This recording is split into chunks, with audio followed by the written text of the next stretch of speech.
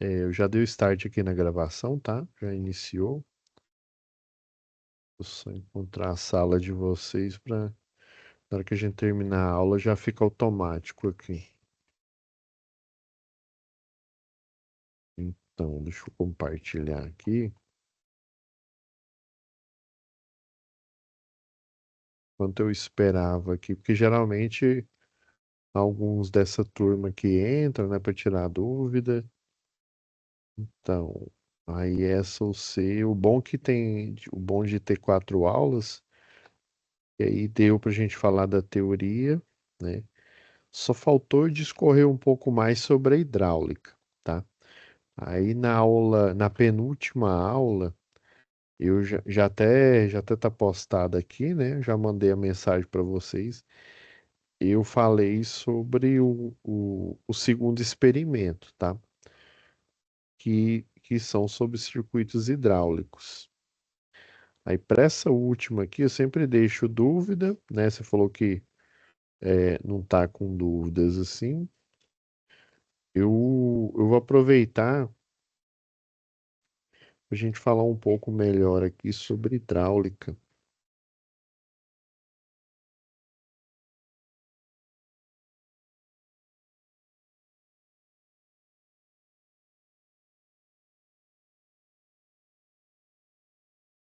Pneumática, achei aqui.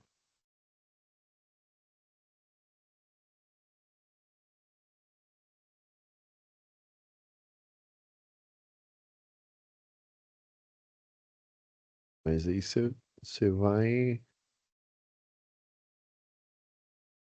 Vou deixar mais aberto assim, que aí fica mais fácil para a gente aqui. Então, né, o último.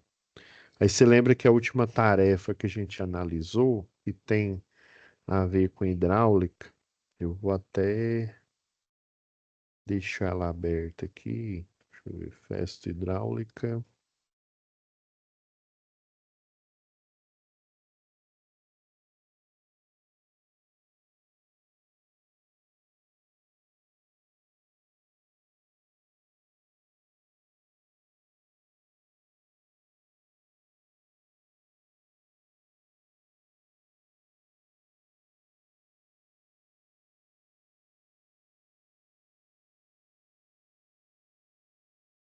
Aí o seu paradigma aí, né, que é o.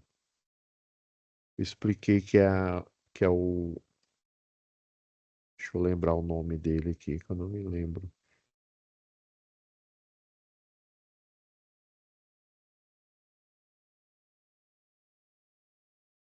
É o Gustavo, que entrou lá na Ingetec, né?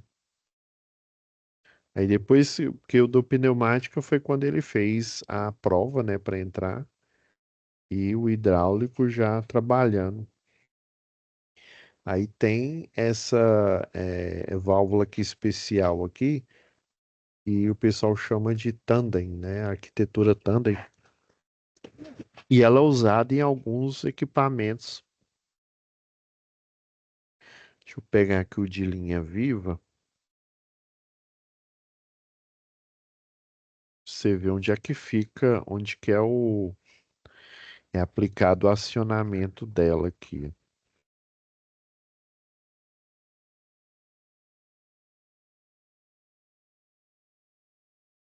Lá no curso eu ministro aula também para o curso de eletricista de redes e para o linha viva de distribuição. Aí geralmente existe esse curso aqui que eu estou mostrando para vocês, né, que é o anexo 12, né, da NR12. A NR12 fala de máquinas e equipamentos. E lá, só para te dar um resumo e o que que tem a ver com hidráulica, né? Existe nesse anexo 12 aqui, ó, três equipamentos básicos. Deixa eu ver se aqui tá falando. Ah, tá lá no final do slide.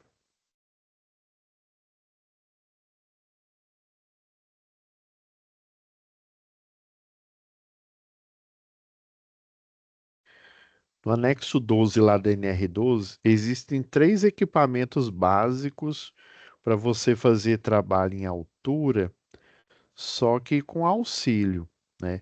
O primeiro deles, até mesmo antes, né, da criação aí da NR12, do anexo 12 da NR12, porque máquinas e equipamentos, é assim, vamos dizer assim, é uma área muito ampla. Todo e qualquer equipamento, quando eu falo equipamento, é ferramenta mesmo. Toda e qualquer ferramenta que ela auxilia você a otimizar um trabalho, ou seja, fazer ele mais rápido e com melhor precisão, é uma máquina, tá? Por exemplo, essa caneta aqui, né? É uma máquina. Essa lapiseira é uma máquina. Não, professor, mas ela não abre nada, não abre porta, mas ela é uma máquina. Imagina lá em, né, 1600, sei lá, até antes mesmo deles criarem o papel, né, os egípcios aí, né, criar o papiro, né? Imagina como é que era escrever, né? Eu li um livro, não sei se você já ouviu falar, chama O Homem Mais Rico da Babilônia. E lá na Babilônia, sabe como é que eles escreviam? Eles faziam, né, pequeno, como se fosse tijolo mesmo, de cerâmica. Aí a escrita não é cuneiforme, né? Você vai escrevendo na cerâmica, você faz tipo um tijolinho de barro. E aí quando ele tá mole, você vai escrevendo nele, né? Você vai escrevendo e ele vai sendo gravado. Depois você coloca ele para secar ou coloca ele num forno. E é assim que eram os cadernos, os manuais, os livros de antigamente, né? Então, o papel é uma máquina, a caneta, a lapiseira é uma máquina, um facão é uma máquina. Imagina você fazer a roçagem, né? Lá na fazenda, lá o pessoal faz a roçagem. Imagina você fazer na mão. Imagina você arrancar um pé de jacarandá aí na mão, no braço, né? Não rola. Então você precisa de um implemento, que no caso é a máquina. E para trabalho em altura, tem o sexto suspenso, que é esse primeiro aqui, né? Qual que é o problema aqui do sexto suspenso? Esse daqui, ó, ele tá até, ó, tá vendo que ele tem aqui o gancho olhar, né? Você tem 4 pontos de apoio. O problema é que ele não tem estabilidade. Esse tipo de cesto suspenso aqui, você tá vendo esses pinos aqui embaixo? Esses pinos aqui é para você colocar uma corda e para, por exemplo, geralmente você não faz sozinho esse trabalho.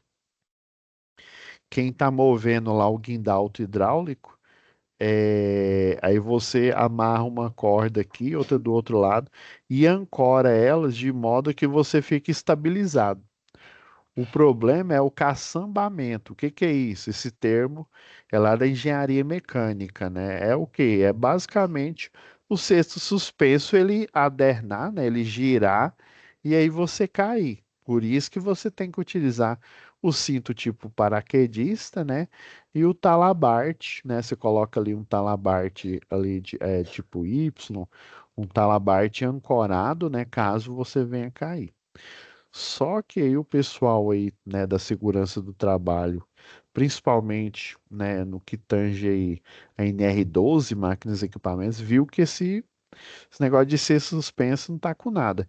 Inclusive na norma da NR12, em último caso, assim, quando você não tem um cesto aéreo ou um cesto acoplado disponível, aí você vai para o ser suspenso. E é ainda mais difícil você utilizar.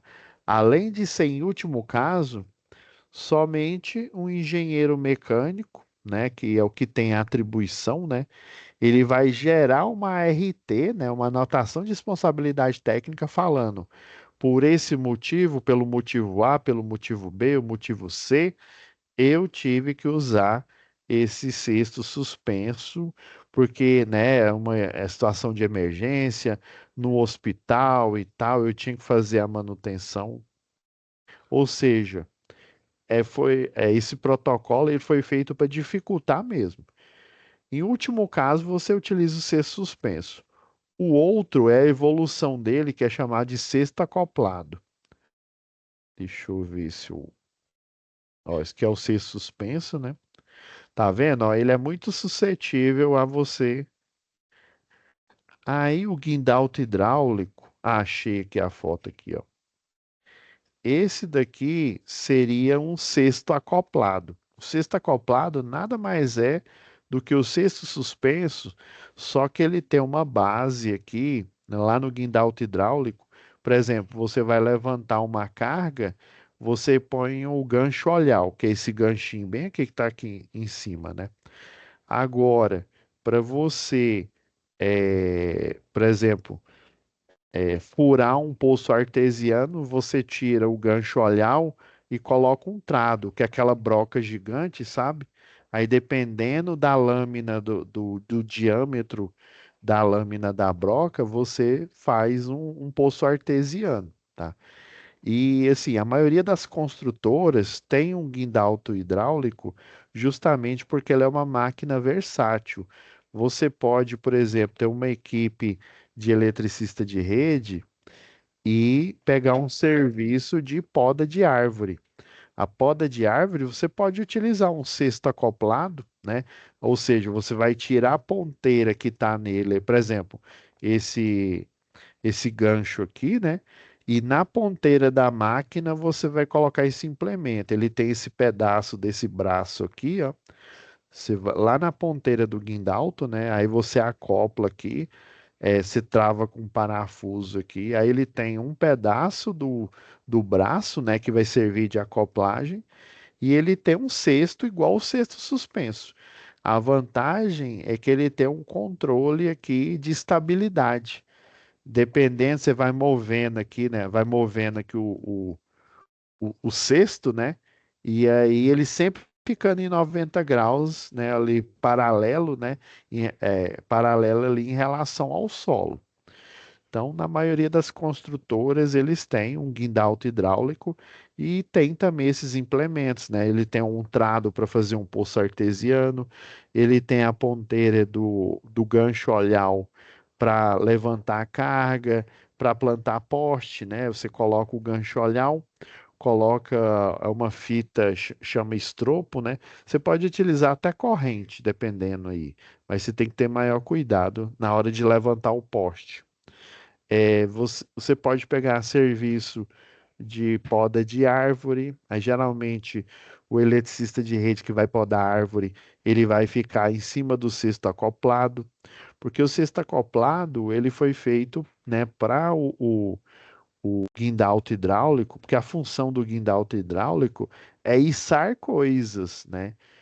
Não é levantamento de pessoas. Já o cesto acoplado, ele usa a função, né, do guindalto hidráulico de içar cargas, né, para você fazer o levantamento de pessoas.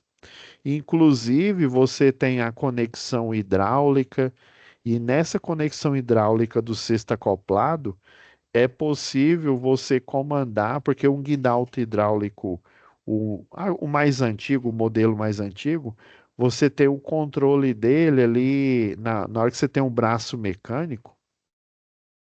Deixa eu pegar uma imagem aqui. Ó, vou pegar esse caminhão aqui que tem um guindalto. Ó, esse aqui é o modelo mais antigo aqui, ó.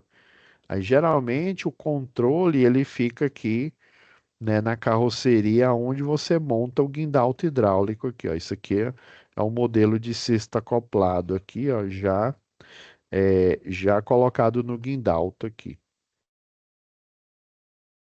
É,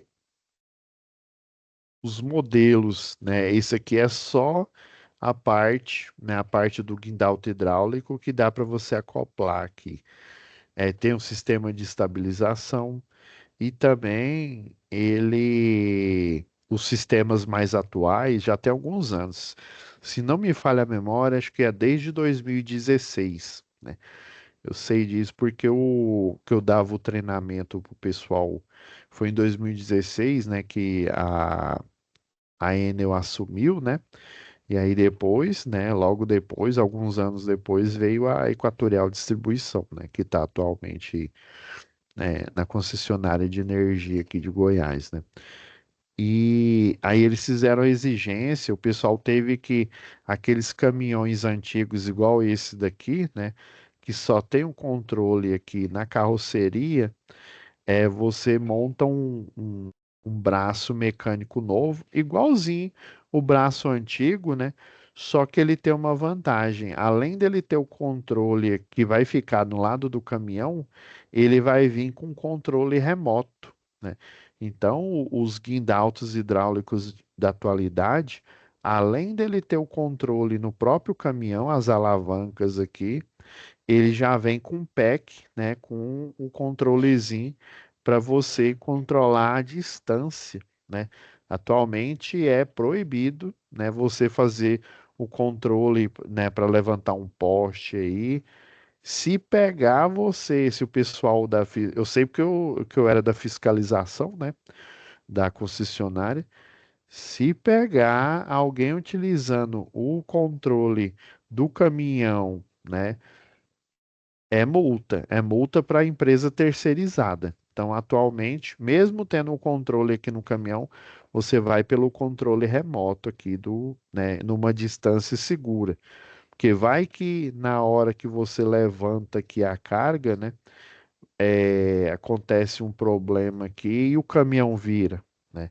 E você aqui nele aqui, né, vai, você mesmo ele patolado, né, mesmo ele estabilizado aqui, então,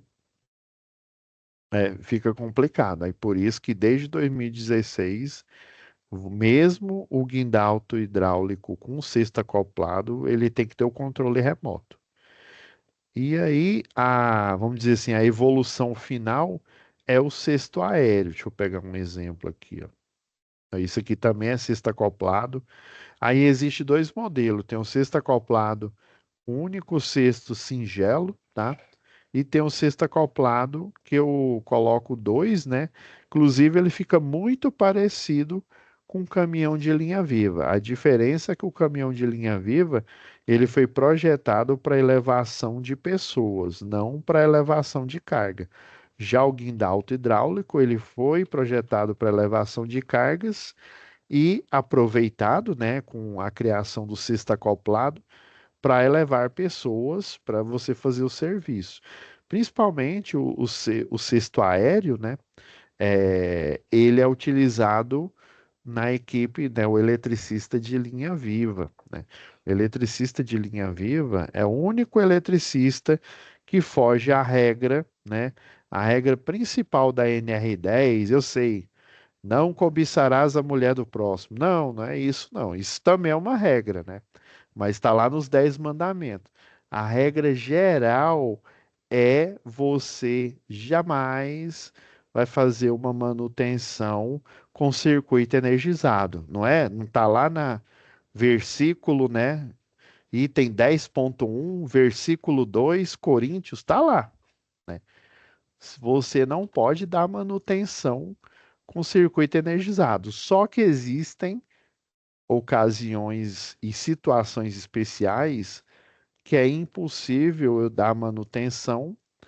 Não é que não é impossível, mas existe contratos, né, os chamados contratos de demanda, né? Por exemplo, uma indústria, ela faz um contrato de demanda com a concessionária local, depois que ela executa o projeto e aprova na concessionária, né? No caso nosso, que é Equatorial. E nesse contrato você tem direitos e deveres. O dever é você utilizar a energia que você preconizou lá no contrato, sei lá, 60% da planta total ou 80, dependendo da porcentagem, e você tem que usar por um ano isso que você contratou. Só depois de 12 meses é que você pode ou aumentar a porcentagem do contrato de demanda, ou às vezes até diminuir, né? Vai que. É porque assim, uma empresa, às vezes eu não vou. Vou pegar um exemplo. A Farma Limírio, ali em Anápolis, ela começou, né? A farmacêutica, ela começou devagar. Começou, se não me engano, na época era 60%. né? Porque eles não tinham muitos contratos. Basicamente, eles tinham as máquinas e aí, por exemplo, você pedia para, eu preciso, sei lá, fabricar, sei lá, o Captopril, né?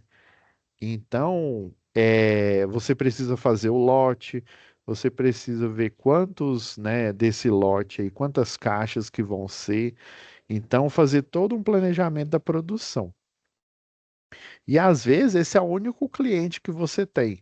Compensa você pagar um contrato de demanda de 100%, sendo que sua carteira de clientes ela é pequena, né? Às vezes você não é consolidado no mercado, né? Então, muitas empresas fazem isso. Ela pega um contrato de demanda, né, por 12 meses, né? E daí, não, eu só vou funcionar 40%.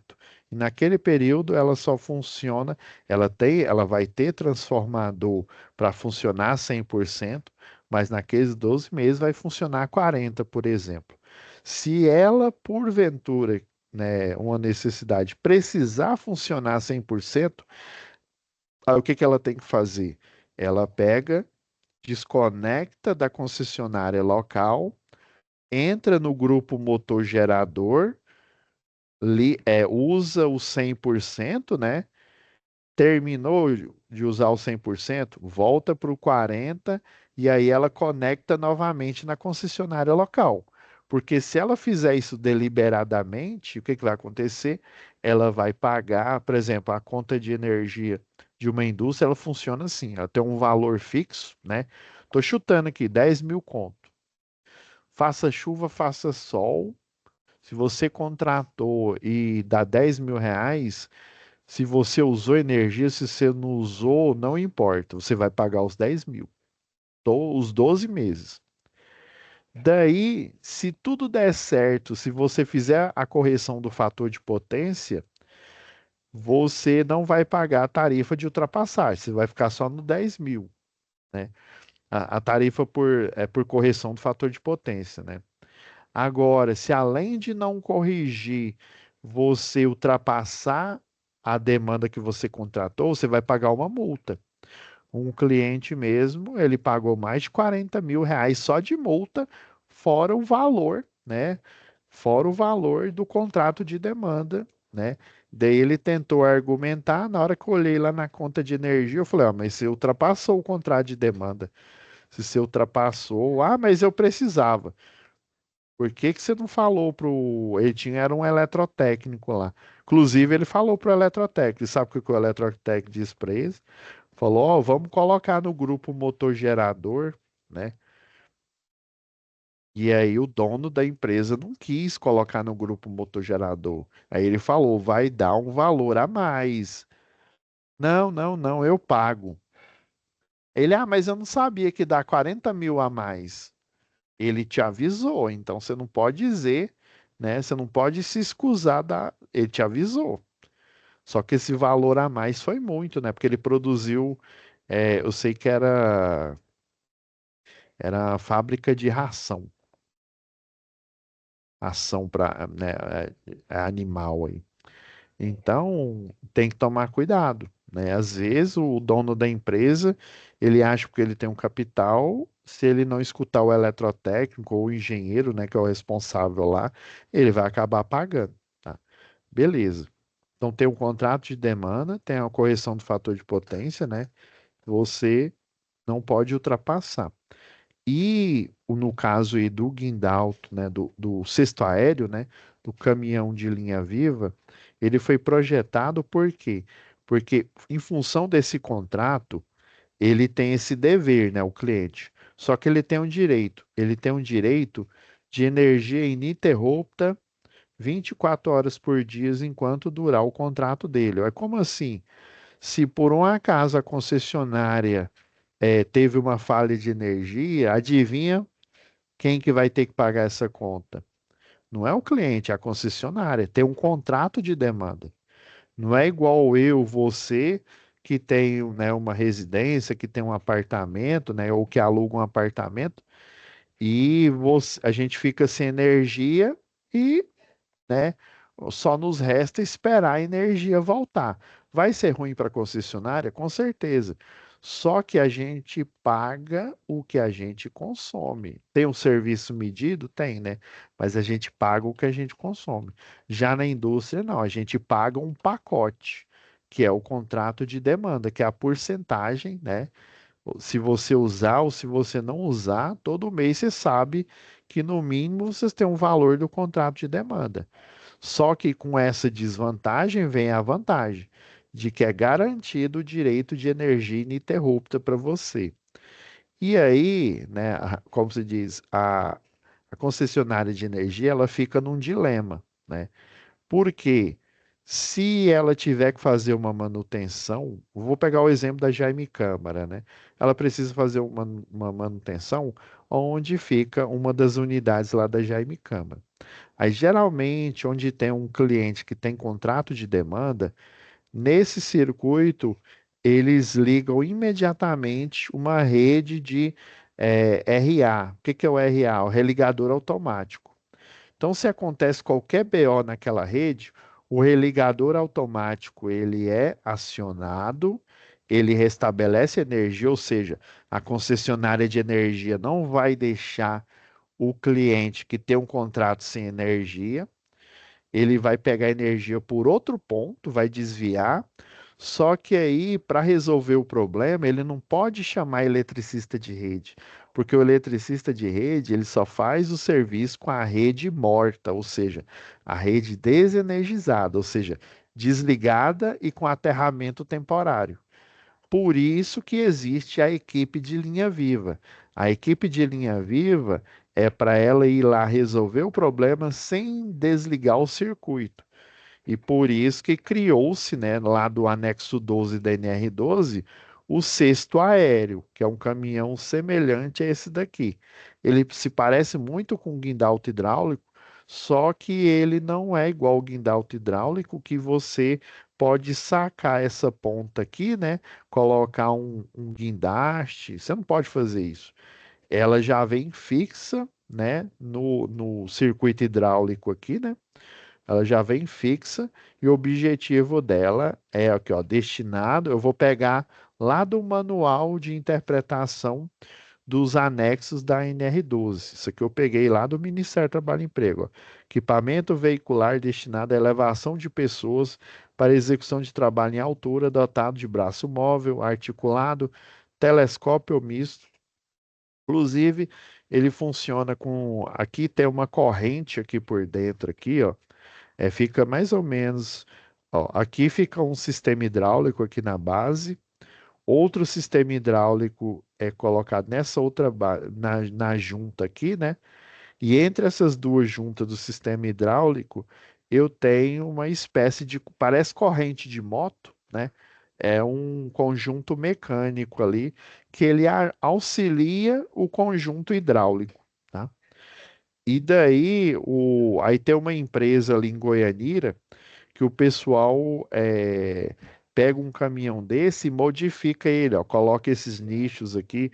Esses nichos são justamente os equipamentos que o eletricista de linha viva precisa, né, para operar e precisa para fazer, né, a, a delimitação de área de segurança, né? Então, esse equipamento ele foi feito para operar, você não desliga a energia, né? Igual eu falei, a NR10 preconiza que você não desligue né, que você não, é que você tem que desenergizar, né? Nem desligar, é desenergizar o circuito. Já que aí tem dentro dela uma seção especial que fala quando não há a possibilidade de desligar, aí é por conta de contrato mesmo. Por conta de. Por isso que eu tive que explicar essa parte. Tive que antecipar para vocês, né? Antes da gente ir lá para o C de projeto industrial, tá? Já tive que dar spoiler para vocês. Aí, por conta dessa questão de contrato, dessa questão da concessionária local não poder deixar ele sem energia, aí nesse circuito onde tem indústria, né? e onde tem cliente que tem contrato de demanda, você vai perceber, se você andar pelo bairro lá, pelo setor, né? Você vai perceber que tem muito religador automático. O outro nome dele é chamado de chave interruptora. É isso daqui, ó. Vou pegar emprestado aqui do lá da disciplina mais da frente, só para você ver aqui. Ó, lá em manutenção e operação do CEP, ó, isso aqui eu pedi para um aluno tirar foto, um aluno lá do curso de linha viva, ó, e tirou essas fotos aqui para mim. Isso aqui é o braço do guindaste, não, do cesto aéreo, tá? E daí, ó, ele utilizou o cesto aéreo para cobrir essa rede de energia, porque eles iriam ligar, né? O objetivo era colocar um religador automático. É isso daqui, ó, tem uma caixa de controle lá no pé do poste, lá no pé não, né? Um pouco abaixo, ó. Esse aqui é o religador automático aqui em foco, né? Ok, ele todo instalado, ó. Depois que ele instalou, aí ele tirou foto e me mandou lá, ó. Esse aqui é o religador automático. E ele geralmente coloca uma placa aqui. Eu acho que ele não tirou a foto. Geralmente tem uma placa aqui. Ela parece aquelas, sabe aquelas placas antigas de moto? Lembra que ela era amarelinha, né? Com os dizeres preto, né? Aí geralmente você tem o ID, né? O ID do poste, ou seja, o identificador falando que agora nesse poste de seção circular, né? Ele é um N4, né? Mais para frente você vai saber por que que eu estou chamando ele de N4. É uma estrutura, né? Uma espécie de estrutura que ela é chamada de dois fins de linha, tá? A N quer dizer normal e 4 quer dizer que ela tem duas ancoragens, uma do lado da outra aqui. Provavelmente o poste ele finalizou aqui, né? Ele sempre finaliza numa tipo 3. Daí depois, quando você vai aumentar a infraestrutura da rede elétrica, você transforma a estrutura tipo 3 numa estrutura tipo 4. Tá? Daí, esse daqui, aí tem a caixa de controle aqui. Essa caixa de controle é justamente para ele utilizar o que a gente chama de smart grid, né? Aí a smart grid, aí ele pega, aí vamos supor que a indústria fosse essa aqui que está aqui na frente, né? Tô chutando, nem sei se é a indústria, tá? Aí acabou a energia, esse religador automático, ele conversa com outro que está espalhado aí, né, na região aqui, e daí ele fala, ó, fulano, tô sem energia, e agora, José, o que que eu vou fazer? Aí ele pega, não, não, pera aí que eu tenho energia aqui, ó. Aí ele pega e desvia o fornecimento de energia, né, pelo outro religador, e daí não deixa esse cliente sem energia. O ideal é que a gente tivesse isso em toda a malha urbana, né? Só que, em função do contrato de demanda, é muito mais negócio eu deixar esse religador automático aonde eu tenho indústria, né? Porque a indústria tem um contrato de demanda. Se eu deixar o cliente comum, eu, você sem energia, né? A concessionária ela não deve nada para gente. Por quê? Porque, ué, infelizmente, né? Como se diz, é a vida, c'est la vie, né? C'est la vie. É a vida. Energia acaba, né? Energia volta, né? Mas na indústria não tem isso, não. Na indústria tem um contrato ali, você paga uma grana alta para você ter aquela exclusividade daquele nível de potência, né? E você paga sem, se você não usar, não interessa. A conta vem lá. Vamos supor que fixou em 10 mil, né? Vai vir os 10 mil. Aí por isso, aí você tem essa vantagem, né? De nunca você ficar sem energia, né? Aí quando você fica, aí tem a compensação. Depois a concessionária de energia, ela faz a compensação para você. Mas aí geralmente uma indústria, você, como se diz, você não vai ser inocente, né? De, ah, não, eu vou ser compensar. Imagina a Jaime Câmara não veicular as propagandas dela no horário nobre, por exemplo, né? No horário lá da novela. Vale tudo, né? Tá passando agora de novo, outra vez, né? Vale tudo. Imagina ela não veicular a propaganda no intervalo comercial ou durante o jogo de futebol do Flamengo, lá o Fla-Flu, né? O Flamengo com o Fluminense. Imagina tanto de dinheiro que ela vai perder, porque os anunciantes, né, eles pagam milhões por né, por esses anúncios. E aí você tem que transmitir esse jogo, essa novela, né, no horário, do horário nobre, né, que é o maior valor, para toda a população, né?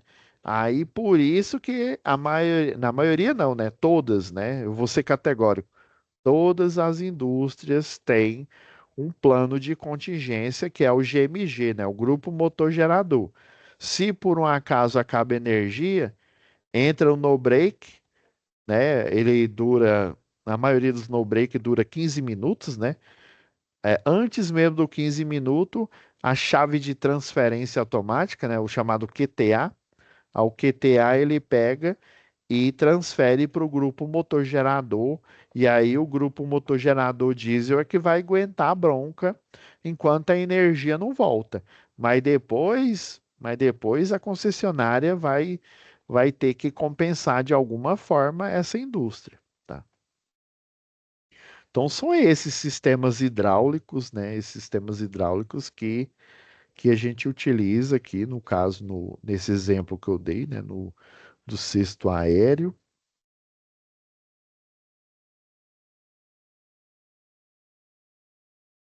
Falar aqui do princípio aqui já ouviu falar do princípio de Pascal, né? No princípio de Pascal, você cria, né? É igual não tem um elevador de carros lá, né? O sistema hidráulico ele tem vantagens, ó. Por exemplo, ó, transmissão de grande força usando pequenos componentes. Que pequenos componentes são esses? Eu mostrei agora há pouco, né? Aqui, ó. O pistão hidráulico aqui, né? Que foi o que a gente utilizou na atividade 2, né? Que é a arquitetura Tandem, né? É aqui, ó, o pistão hidráulico. Por isso que esse pistão, né, no sistema hidráulico aqui, ele tem não só o avanço, como o retorno por fluido, né? Porque se for por retorno por mola, geralmente o retorno por mola a gente utiliza mais em sistema pneumático. Às vezes, tá? Às vezes também dá para você fazer o retorno pelo pneumático, né? Mas geralmente no hidráulico você faz o avanço e o retorno pelo fluido, porque dá para você, né, com um pistão ali pequeno, né, mover, né, transmitir força usando pequenos componentes, no caso é o pistão hidráulico, posicionamento preciso. Por exemplo, ele mantém, imagina esse caminhão aqui, ó, você está em cima de 13.800 volts aqui, ó, você está lá no poste em cima de 13.800. Se você cair em cima ali, é caixão e vela preta, né? É assim, você vai conseguir escapar? Pode ser que sim. Só que 13.800, né, 13.800 eu estou falando só entre uma fase e outra. Se você cair nas três fases, dá uma tensão de aproximadamente 23.900 volts, tá? Imagina, então para você estar em cima se você usasse pneumático, por exemplo, na hora que ele perde a força do ar ali, ele ia cair igual uma jaca madura ali, né? Aí já no hidráulico, você mantém, como o fluido ele é denso, né? Ele tem uma viscosidade maior, você mantém o braço, né, o braço hidráulico ali numa posição, né, uma posição que você precisa para você, né, aí você coloca lá o cinto de ancoragem, né, o tipo Y lá, deixa as mãos livres, aí você faz a ligação, você faz a manutenção no isolador, né? Então, a força hidráulica, ela promove, né, ela permite, né, um posicionamento preciso porque o fluido ele vai ficar ali prendendo, a menos que você atue na alavanca, né, para você ou avançar, ou para você ir para frente, ou para subir, né, dependendo do controle lá que você tem, né? A capacidade de vencer a inércia de grandes cargas, né? Você imagina, né? Você com a alavanquinha aqui, ó, usando o princípio de Pascal aqui, com a alavanquinha você consegue levantar um carro no elevador lá, né? Operação suave e reversa, ou seja, é suave porque você não precisa imprimir força. Por isso que o pessoal, quando compra um carro, né? Ele prefere. Você quer carro o quê? Roda dura, né? Ele chama, os antigos chamava, meu pai chamava de roda dura, né? Roda dura, né? É, hoje em dia você tem direção hidráulica, né? Direção hidráulica é o ideal, né? Aí imagina uma direção, por exemplo, eu tenho um carro que a direção é eletrônica. Enquanto ele está ligado, beleza. Você, com um dedo você consegue mover o volante. Mas se você desligar ele, moço do céu, você tem que usar os dois braços, você tem que ser marombeiro para fazer a movimentação. Então ela não é suave e muito menos não é precisa. Aí na hora que o eletrônico, na hora que você liga, aí ele volta, né? Volta a soltar ali. Já o hidráulico, mesmo desligado com o fluido ali parado ali em estática, você consegue, né, ter um movimento preciso. Por isso que ele está falando aqui, ó, operação suave e reversa. Controle de irregulagem, né, é uma vantagem. Dissipação favorável de calor, ainda mais que é um fluido, né? O fluido é que faz a propagação de força, né? Então, o próprio fluido ele é utilizado para o arrefecimento, né? Para resfriar a máquina. Toda vantagem tem sua desvantagem. É igual o pessoal fala, beba água, né? Beba água tem vantagem, mas não bebe água demais, não. Beber água demais também tem desvantagem, tá? Ah, eu vou beber 10 litros, vou beber 20 litros por dia. Cuidado, né? Cuidado porque tem desvantagem. Ó, e poluição do meio ambiente em caso de vazamento. Infelizmente, o sistema hidráulico ele é muito suscetível à poluição, né? É o que a gente estuda, né? Estudou lá em QSMS, lembra?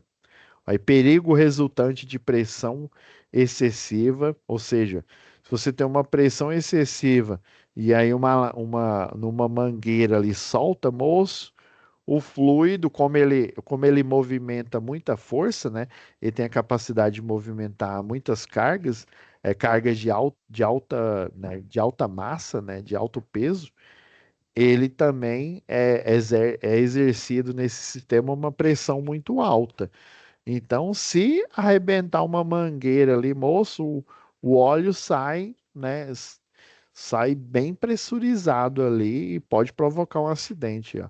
Sensível à variação, né, de temperatura, do mesmo jeito que ele é favorável, já que ele é um fluido, né? A gente aprendeu isso lá no segundo grau, lá na termodinâmica, né? Do mesmo jeito que ele é favorável a dissipar calor, né?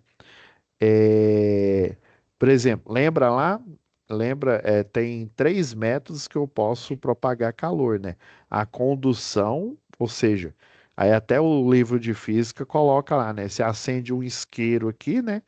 Acendendo esse isqueiro, se for um objeto de madeira aqui, de boa, né? Ele vai queimar a ponta, mas ele não vai propagar calor, né? Inclusive a madeira ela é um isolante térmico, né?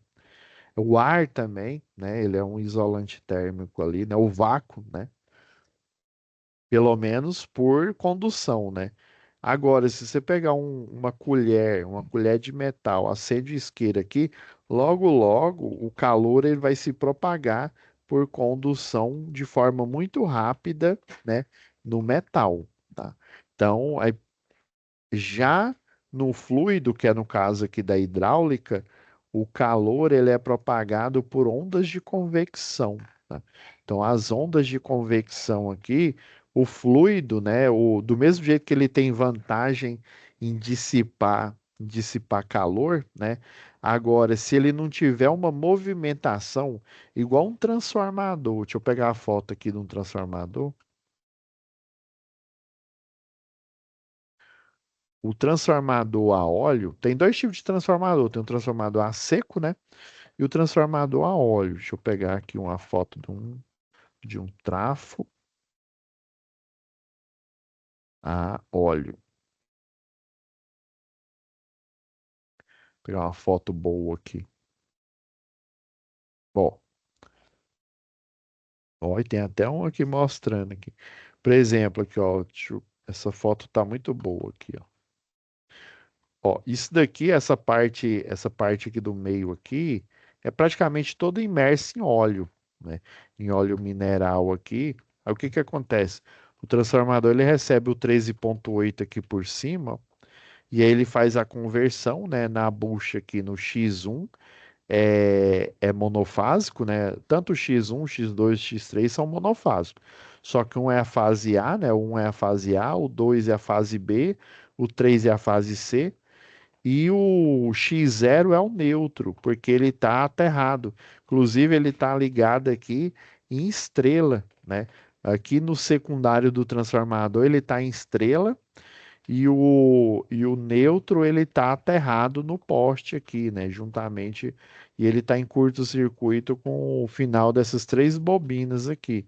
Já no primário aqui na média tensão, ele está em triângulo, né? Está na configuração triângulo, porque o objetivo da média tensão é só transportar energia. O objetivo da baixa tensão, além de transportar energia até sua tomada ou até sua lâmpada, ele tem o objetivo também de fornecer. São coisas diferentes, viu? Transportar energia é você levar a energia de um lado para o outro. Agora, fornecer, além de você transportar, quem está lá na ponta, que é o consumidor, né? Lembra lá que a gente viu lá na UC6, né? Quais são as fases do sistema elétrico de potência? Geração, transmissão, distribuição e consumo. Ou seja, ela é gerada, ela é transmitida, distribuída para o consumidor final, consumidor residencial, consumidor industrial e o comercial, tá? Então, o objetivo às vezes, só transporte, que no caso é a média tensão, e o objetivo da baixa tensão, além de transporte, né, para chegar no cliente final, é o objetivo de fornecimento, tá? Beleza. E para você transportar, quando o objetivo é só transportar, vai haver um problema aqui na conversão de energia, que você vai aquecer muito. Por isso que o núcleo dele é imerso em óleo mineral, porque vai acontecer o que acontece no sistema hidráulico aqui, a propagação de calor por ondas de convecção. O que que é isso, professor? A propagação por ondas de convecção, deixa eu copiar aqui essa imagem e jogar ela para nossa apresentação.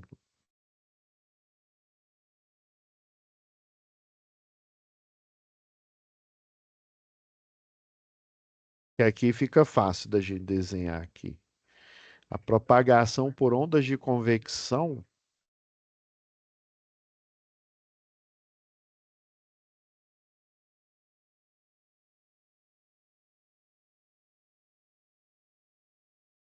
acontece assim, ó.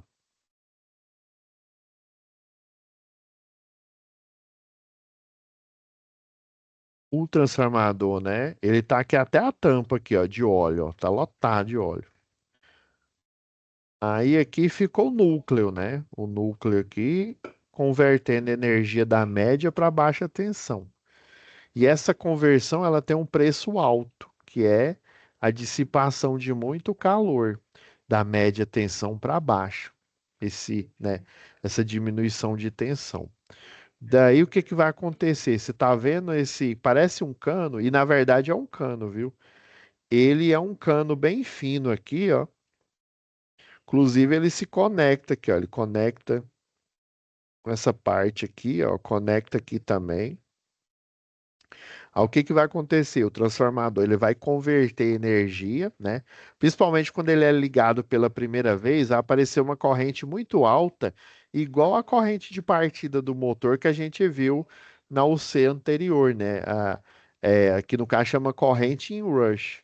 Aí essa corrente em rush, ela vai aquecer o óleo. Aí o que que vai acontecer? O óleo frio que está aqui embaixo, na maioria que ele fica aqui embaixo, ele vem, aquece, sobe por essa, em vez dele subir aqui no invólucro principal, ele passa por esse invólucro aqui, ó, sobe por ele e aí que ele atinge a parte de cima. Isso é chamada onda de convecção de calor.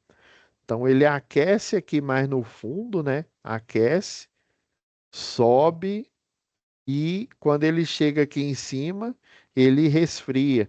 Não sei se você já viu, em transformador de potência, você tem, como você tem, né, uma quantidade monstra de óleo, né, muito maior do que um transformador que fica na rua ou numa empresa, você tem um monte de cooler aqui, ó. Eles ainda colocam cooler aqui, ó.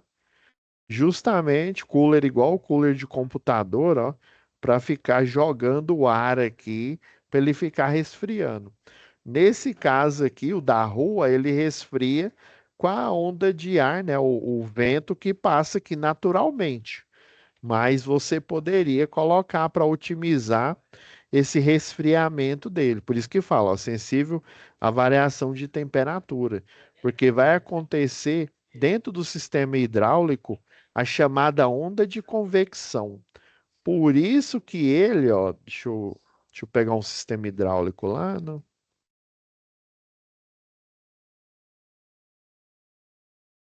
Por exemplo, isso aqui é um sistema industrial, ó.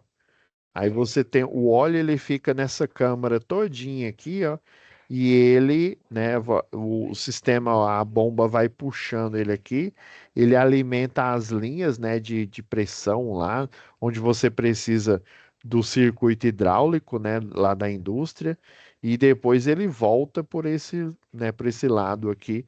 E esse movimento, né, de fornecer pressão a outros pontos ele também é uma forma dele resfriar, né, por ondas de convecção, tá? E ao longo da linha ele resfria. As, as- Tem algumas indústrias que elas colocam de propósito né, uma tubulação que aí ela coloca tipo aquela, parece que a janela gravia, né? Justamente para deixar o ar natural passar entre os canos para ele resfriar naturalmente. Aí, se ela aquece demais, ele tem que fazer o quê? Ele tem que colocar um cooler, colocar um sistema de resfriamento, né? Ali, por exemplo, em hospital, você tem o pessoal, quando você pressuriza o oxigênio, né? Ainda mais quando é um oxigênio puro ali, né?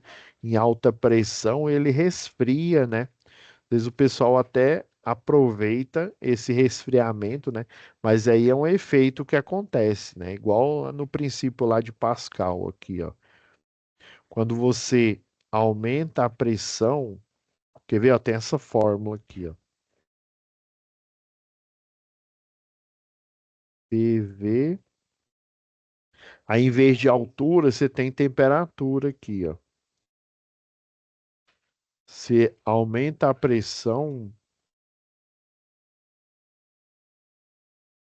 você aumenta a temperatura. Se você diminuir a pressão, você diminui a temperatura. Dá para eles fazer essa regulagem, né? É assim que acontece o efeito lá, é o que chamam de entropia, né? O efeito de entropia nos sistemas lá de refrigeração para utilizar, né, o gás, dependendo do tipo de gás lá, para refrigeração, né? Para refrigerar os sistemas, né? E às vezes pode até utilizar no sistema hidráulico, beleza? E deu para a gente falar, né, até pouco mais aí da teoria. Você tem alguma dúvida aí, Henrique? Essa aula mesmo foi só para a gente fechar a teoria.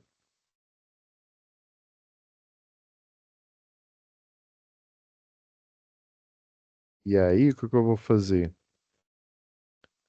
Eu vou já, né, parar a gravação e até amanhã vai estar disponível a aula de hoje, tá? Aí já na próxima semana a gente começa no C9, que é o C de projetos elétricos industriais, tá? Que a gente vai falar sobre, né, sobre essa questão de demanda. Aí lá a gente fala melhor sobre isso, tá? Então é isso, né, Henrique? Você que está assistindo né, a gravação do ao vivo que eu estou fazendo agora. Fiquem com Deus e até a próxima web aula, tá bom? Boa noite. Até mais. Boa noite.